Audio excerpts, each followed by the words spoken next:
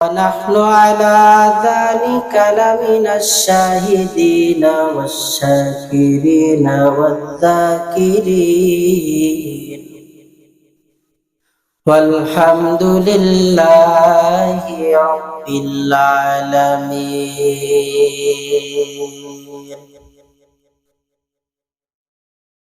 बातिल से दबने वाले आए, आसमां नहीं हम। बातिल से दबने वाले आए, आसमां नहीं हम। सोबर कर चुका है तो इम्तिहा हमारा, सोबर कर चुका है तो इम्तिहा हमारा। ला इलाहा इल्लल्लाह, ला इलाहा इल्लल्लाह, ला इलाहा इल्लल्लाह, मुहम्मदुर রাসূলুল্লাহ। আলহামদুলিল্লাহ, আজকের এই বিশাল মাহফিল মাগুরগাড়ি হাফিজিয়া মাদ্রাসার উদ্যোগে আল্লাহ পাক মাহফিলকে শেষ পর্যন্ত নিরাপত্তার সহিত আসানের সাথে কবুল করুন, সকলেই বলি আমিন। আমি পবিত্র মহাগ্রন্থ কোরআনুল কারীমের আয়াতের মধ্য থেকে একটি আয়াতে কারিমা তেলাওয়াত করেছি। নবীজি সাল্লাল্লাহু আলাইহি ওয়াসাল্লামের অসংখ্য অগণিত অবয়বাণী হাদিসে মুবারাকার মধ্য থেকে একটি হাদিস পাঠ করেছি। তেলাওয়াতকৃত আয়াত ও হাদিসকে সামনে রেখেই সময়ের সংক্ষিপ্ত পরিসরে কিছু কথা বলার চেষ্টা করব ইনশাআল্লাহ। যে আয়াতে কারিমা তেলাওয়াত করেছি, আয়াতে আল্লাহ পাক রব্বুল আলামিন বলেন, وَمَنْ أَحْسَنُ قَوْلًا مِّمَّنْ دَعَا إِلَى اللَّهِ।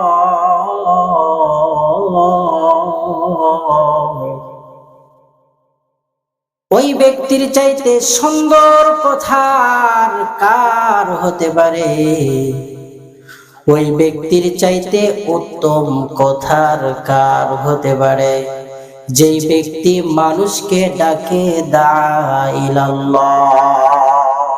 আল্লাহ পাকের দিকে, যেই ব্যক্তি মানুষকে আল্লাহ পাকের দিকে ডাকে, ওই ব্যক্তির চাইতে সুন্দর কথা দুনিয়ার জমিনে আর কারো হতে পারে না।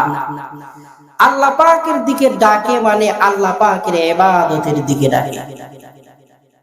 আল্লাহ রাব্বুল আলামিন মানুষ বানাইলেন, আর কোরআনুল কারীমের মধ্যে বললেন, ওয়ামা খালাকতুল জিন্না ওয়াল ইনসা ইল্লা লিয়াবুদুন। আমি জিন এবং ইনসানকে সৃষ্টি করি নাই, তবে কেন সৃষ্টি করিয়েছি জানো? ইল্লা লিয়াবুদুন, আমার ইবাদত আর দাসত্ব আর গোলামি করার জন্য।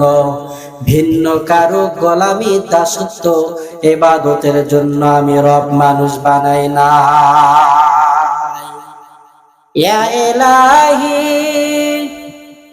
মুঝসে মুঝকো দূর কর, ताकि देखो मुझ में तुझको एक नजर।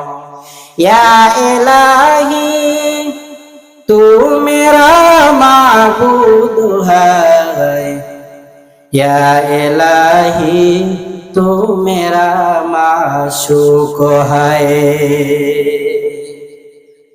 আমার ভাইরা, আরে মুমিন,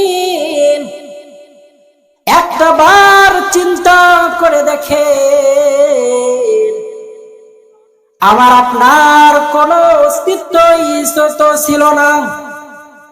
হাল আতা আলাল ইনসানি হিনুম মিনাদ দাহরি লাম ইয়াকুন শাইআম মাযকুরা। আল্লাহ বলেন তোমাদের কোনো অস্তিত্বই ছিল না, কিন্তু আমি রব তোমাদেরকে আমি রব বানিয়েছি, অস্তিত্বে এনেছি একমাত্র আমার দাসত্ব আর আমার গোলামি করার জন্য। কার গোলামি করার জন্য? আল্লাহ আল্লাহ তু মেরা মাশুক হ্যায়, আল্লাহ আল্লাহ তু মেরা মাবুদ হ্যায়। আল্লাহ পাক রব্বুল আলামিন মানুষ বানাবেন, ওই বাবা আদমকে বানানোর জন্য আল্লাহ পাক রব্বুল আলামিন ফেরেশতাদের সঙ্গে মশওয়ারায় বসে গেলেন। ওয়াইদ ক্বালা রাব্বুকা লিল মালাইকাতি ইন্নী জাইলুন ফিল আরদি খলিফা قالوا وتجعل فيها من يفسد فيها ويسفك الدماء।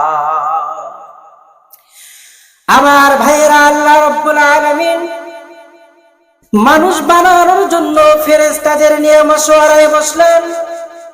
ফেরেশতারা আল্লাহ পাক রব্বুল আলামিনকে বললেন, মালিক আপনার দাসত্ব গোলামি করার জন্য আমরা ফেরেশতারাই যথেষ্ট, ভিন্ন অন্য কোন জাতি আপনি আর এই দুনিয়ার জমিনে পাঠায়েন না,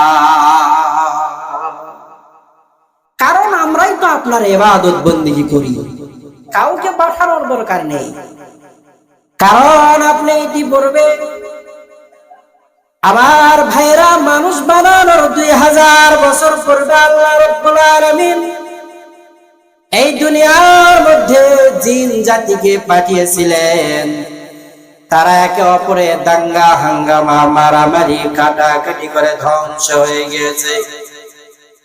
আল্লাহ পাককে ফেরেশতারা বললেন, আপনি মানুষ বানায়েন না।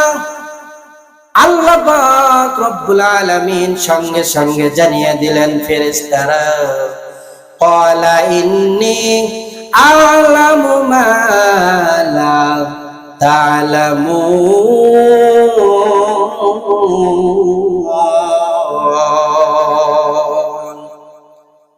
এই কালামে জিন্দা কুরআনে হাকিম, হিকমতে উলায়া জালাসাতু কদিম জামিউল ইলমি ফিল কুরআনে হাকিম তাকাসারাত আনফুহু ওয়া ফাহামুর রিজালি।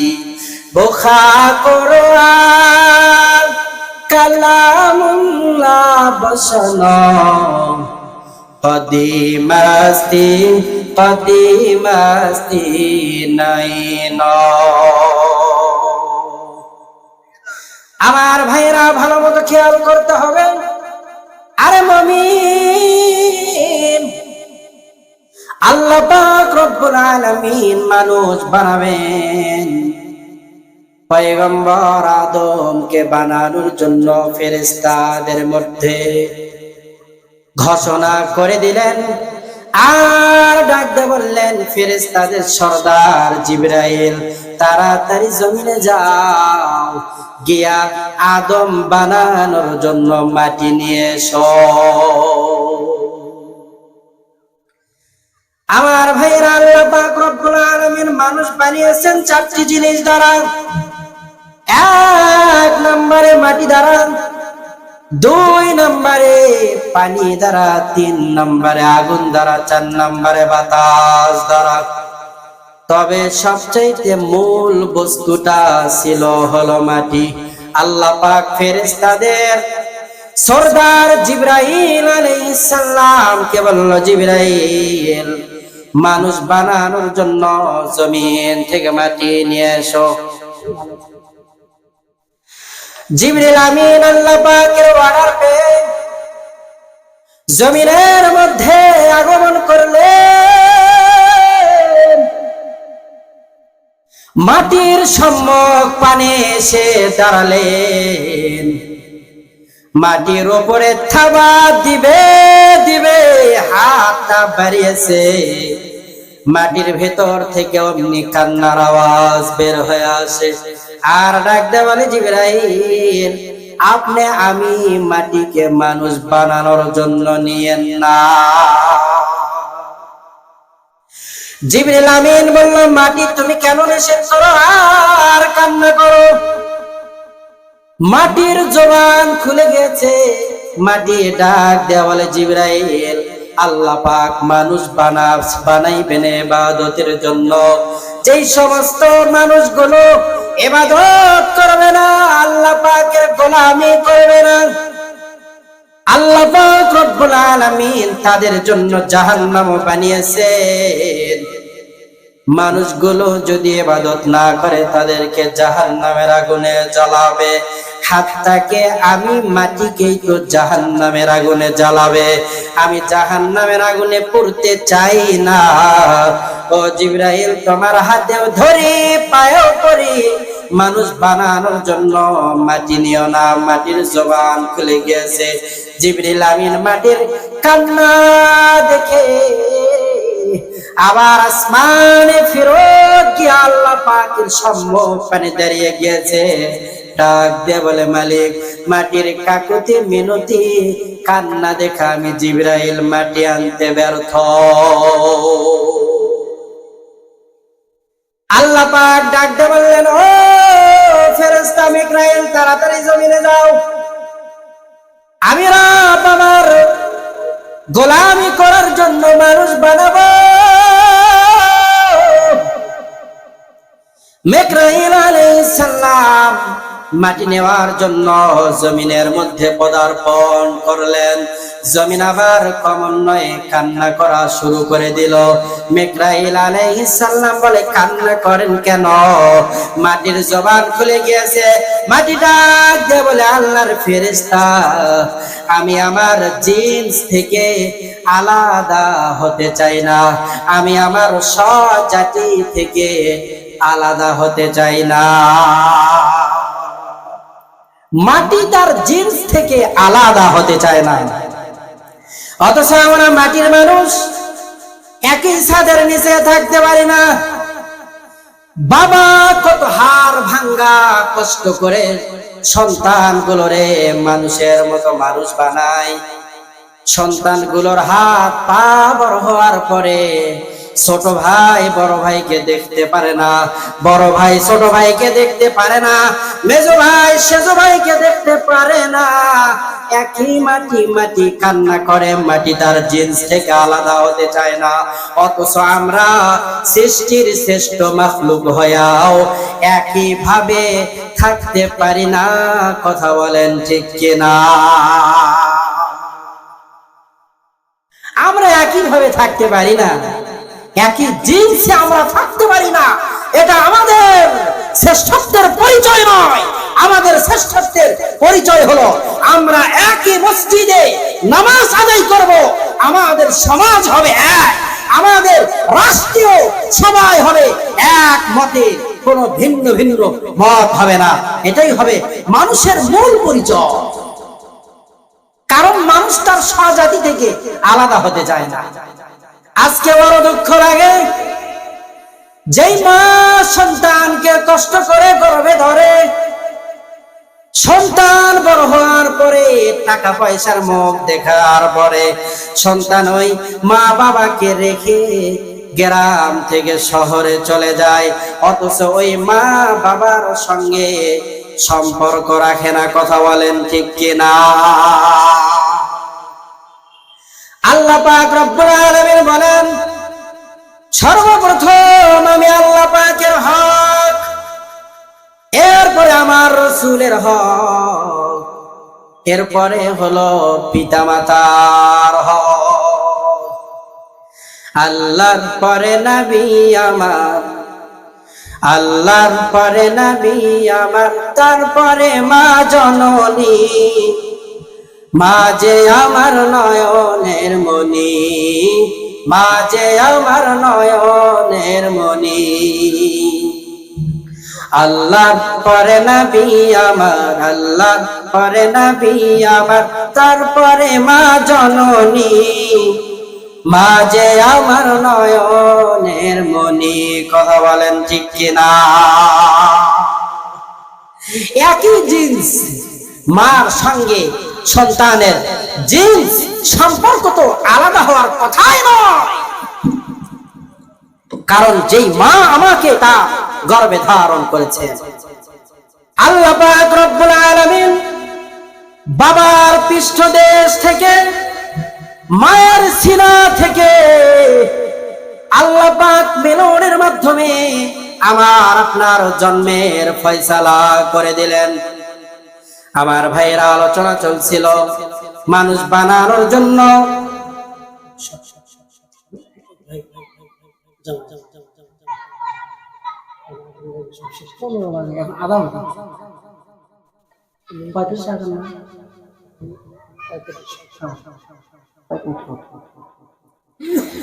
আল্লাহ রাব্বুল আলামিন মানুষ বানানোর জন্য এরপরে মিকাইল আলাইহিস সালামকে পাঠালেন। মিকাইল আলাইহিস সালাম ফেরত চলে গেলেন। এরপরে আজরাইল আলাইহিস সালামকে আল্লাহ পাক মানুষ বানানোর জন্য মাটির কথা বললেন। আজরাইল আলাইহিস সালাম জমিনের মধ্যে এসে মাটির কথাই কোনো কান না দিয়া এক থাবা মাটির উপরে মারলে, আর মানুষ বানানোর জন্য আজরাইল আলাইহিস সালাম দুইটা বর্ণনা পাওয়া যায়। এক বর্ণনায় এক থাবাতে 40 মণ মাটি নিয়ে আল্লাহর সম্মুখে গিয়ে দাঁড়ালেন। আমার ভাইরা, ভিন্ন একটি বর্ণনা পাওয়া যায় আজরাইল আলাইহিস সালাম এক থাবাতে 70 মণ মাটি নিয়ে আল্লাহর সামনে দাঁড়ালে। আল্লাহ পাক রব্বুল আলামিন এই মাটিটা নিয়ে 40 বছর ওই মাটিটা রাখলেন। মিংতিন এঁটেল মাটি। আল্লাহ পাক ওই মাটির দিকে 40 বছর নূরের তাজাল্লি ফেললেন। এরপরে আল্লাহ পাক 40 বছর আসমান থেকে বৃষ্টির পানি টপ টপ টপ টপ করে মাটির উপরে ফালাইলেন। এবার এঁটেল মাটিটা হয়ে গেল কাদো মাটি। আল্লাহ পাক এই কাদো মাটিটারে 40 বছর রাখলেন। এরপরে আল্লাহ পাক আদম নবীর দেহটা বানালেন, কায়া বানালেন, মূর্তি বানালেন। এই মূর্তিটা কায়াটা হলো 60 গজ লম্বা। বানানোর পরে সূর্যকে অর্ডার করলেন, সূর্য এই আদমের দেহটারে 40 বছর তাপ দাও। 40 40 3 40 120 বছর আদম নবীর কোনো অস্তিত্বই তো ছিল না। আমরাও তো মায়ের গর্ভে থাকি 120 দিন, আমাদের কোনো অস্তিত্বই নেই। প্রথম 40 দিন মনি হিসাবে থাকি আমরা, দ্বিতীয় 40 দিন রক্ত, তৃতীয় 40 দিন মাংস হিসাবে থাকি।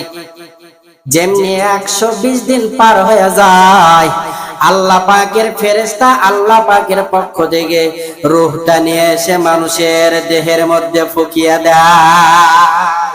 কাদের কোন তুদারি বর কামাল আতা রব্বি আতা হাসবি জুল জালাল, তুহি কাদের জলিলুল্লাহ জাহাদান, পাহার হালে তুহি মেরা নিগাহবান।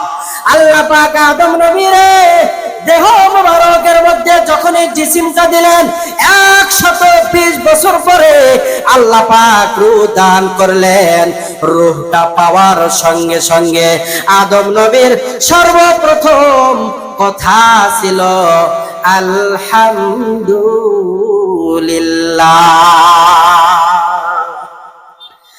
মানুষ বানানোর পরে আদম নবীর সর্বপ্রথম কথা ছিল আলহামদুলিল্লাহ। কথা বলেন ঠিক কিনা? সর্বপ্রথম মানুষের জবান দিয়ে প্রথম কথাই ছিল আলহামদুলিল্লাহ। আল্লাহ পাক রব্বুল আলামিন বাবা আদমকে বানানোর পরে আদম নবী আরশে আজিমে এসে আল্লাহ পাক ডাকতে বললেন, ইয়া ইবনে আহমদ। আদম নবী আরশের উপরে মাথাটা উঠাইলেন, ডাক দিয়ে বললেন, আল্লাহ আমার খালেক, আপনি আমাকে ইয়া ইবনে আহমদ বলে কেন ডাক দিলেন? দুনিয়াতে তো আর কেউই নাই। আল্লাহ পাক জানিয়ে দিলেন, ইয়া ইবনে আহমদ বলে এজন্যই ডাক দিলাম, দুনিয়ার মানুষের মধ্যে সর্বশ্রেষ্ঠ মহামানব হবে ইবনে আহমদ। সর্বপ্রথম আদমকে ইয়া ইবনে আহমদ, ইয়া ইবনে মুহাম্মদ বলে ডাক দিলেন। আর বললেন, দুনিয়াতে যত মানুষ পাঠাইব মুহাম্মাদের চাইতে সুন্দর চরিত্রের অধিকারী, মুহাম্মাদের চাইতে আদর্শের দিক দিয়া, অল এভরিথিং সব দিক দিয়া মুহাম্মাদের চাইতে দামি করে আমি রব আর কাউরে বানাবো না। এজন্য আমি তোমাকে মুহাম্মাদের পিতা বলে ডাক দিলাম। আল্লাহর পয়গম্বর আদম ডানে তাকায় বামে তাকায় সামনেও বড় নিচে শুধু আলো। আল্লাহ পাককে ডাক দিয়ে বলে, তুই কিসের আলো? আল্লাহ পাক জানিয়ে দিলেন, আমার হাবিব মুহাম্মাদুর রাসূলুল্লাহ সাল্লাল্লাহু আলাইহি ওয়াসাল্লামের নূরের আলো। আমার ভাইরা, আমার নবী রহমত হয়ে দুনিয়াতে আসলেন। আমার পয়গম্বর মানুষের জন্য রহমত, আমার পয়গম্বর জিনের জন্য রহমত, আমার পয়গম্বর নারী পুরুষদের জন্য রহমত, আমার পয়গম্বর ওই রূহের জগতের জন্য রহমত, আমার পয়গম্বর মায়ের গর্ভের জন্য রহমত, আমার পয়গম্বর দুনিয়ার বাসীদের জন্য রহমত, আমার পয়গম্বর কবরের জগতের জন্য রহমত, আমার পয়গম্বর হাসরের জগতের জন্য রহমত। যেই হাসরের ময়দানে মানুষের অবস্থা হয়ে যাবে বড় খারাপ, সূর্য আঘাত মাথার উপরে চলে আসবে, মানুষের মাথার মগজগুলো টকবক টকবক করে জ্বলতে থাকবে, মানুষগুলো বেকার হয়ে যাবে, সূর্য এত নিকটে চলে আসবে। আল্লাহ পাক রব্বুল আলামিন আজকে সূর্যটাকে 9,30,00,000 মাইল উপরে রাখছেন, এরপরেও মানুষ তাপ সহ্য করতে পারে না। ওই কিয়ামতের ময়দানে আঘাত মাথার উপরে চলে আসবে, মানুষগুলো ছোটাছুটি করতে থাকবে, এক পর্যায়ে জাহান্নামের চিৎকারের কারণে মানুষগুলো দৌড়াইবে প্রথম মানব আদমের দিকে, আবার দৌড়াবে পয়গম্বর নূহের দিকে। নূহ নবী বলবে, আমার কোনো পাওয়ার নাই। এরপরে মানুষগুলো জাতির পিতা ইব্রাহিম খলিলের দিকে দৌড়াবে। ইব্রাহিম নবী ডাক দিয়ে বলবে, উম্মতের আরে আমি ইব্রাহিমের কোনো পাওয়ার নাই, একজনের পাওয়ার, একজনের আজকে ক্ষমতা আল্লাহর পরে, তার নাম হলো মুহাম্মাদুর রাসূলুল্লাহ। কারণ আজকে পাহাড়গুলো টুকরো টুকরো হয়ে গিয়েছে, জমিনের নিচ থেকে পানি বের হয়েছে, জমিন খন্ড বিখন্ড হয়ে গেছে। আল্লাহ পাক ঘোষণা দিয়েছেন, লিমানিল মুলকুল ইয়াউম লিল্লাহিল ওয়াহিদিল কাহ্হার, আজকের মুলকিয়াত শুধু আমার, আমি রব কাহ্হারিয়াতের রূপ ধারণ করে বসে গিয়েছি, আল্লাহর সামনে দাঁড়ানোর মতো আর কেউ নাই। पहाड़े फार जाएगी, जमी पर जलजला होगा, मोहम्मद तख्त पर होगा, अदालत पर खुदा होगा। আদালতে খোদা আর আমাদের জন্য সুপারিশ করার জন্য আমার আপনার নবী নবী মুহাম্মদুর রাসূলুল্লাহ সাল্লাল্লাহু আলাইহি ওয়াসাল্লাম। আল্লাহর নামে মাথা উঠায় না, রব্বি হাবলি উম্মতি উম্মতি বলে কান্না করে। আল্লাহ পাক বলে, পয়গম্বর আপনি কান্না করিয়েন না। আল্লাহর হাবিব বলে, ও মালিক আমার কান্না তো বন্ধ হবে না যতক্ষণ না পর্যন্ত আপনি ঘোষণা করেছেন যে আমার একটা উম্মত জাহান্নামে থাকা পর্যন্ত আমি নবী জান্নাতে যাইতে চাই না। আল্লাহ তাআলা অর্ডার দিবে, ও পয়গম্বর, আজকে কিয়ামতের দিবসের মালিক হলো আমি আল্লাহ, আর কিয়ামতের দিবসের বাদশাহী আপনি মুহাম্মাদের। ও নবী, আপনি যাকে খুশি তাকে নিয়া জান্নাতে চলে যান, আমি আল্লাহ আপনাকে সুপারিশের দরজা খুলে দিলাম। কেমন মায়ার নবী আমার! জাহান্নামীদেরকে গ্রাস করার জন্য কিয়ামতের মাঠের দিকে আসবে আল্লাহ পাকের হাবিব। এমন দৃশ্য দেখে জাহান্নামের সম্মুখ পানি গিয়ে দাঁড়াবে আর ডাকতে বলবে, আল্লাহ জাহান্নামকে ফিরান, না হলে একটা উম্মতকে ও ছাড় দিবে না। আল্লাহ পাক এক পেয়ালা পানি দিবেন।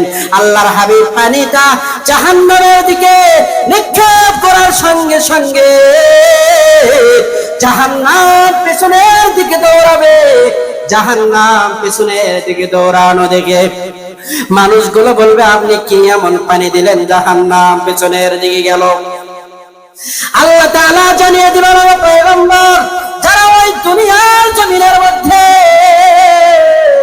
ওই জাহান্নামের ভয়ে কান্না করেন, চোখ থেকে পানিগুলো ঝরাইছে, আমি রব ওই পানিগুলো খুব যত্ন করে রেখেছিলাম। ওই পানির মধ্যে থেকে কিছু পানি আপনার হাতে দিয়েছি গো নবী, আপনি ওই পানিটা জাহান্নামের দিকে দেওয়ার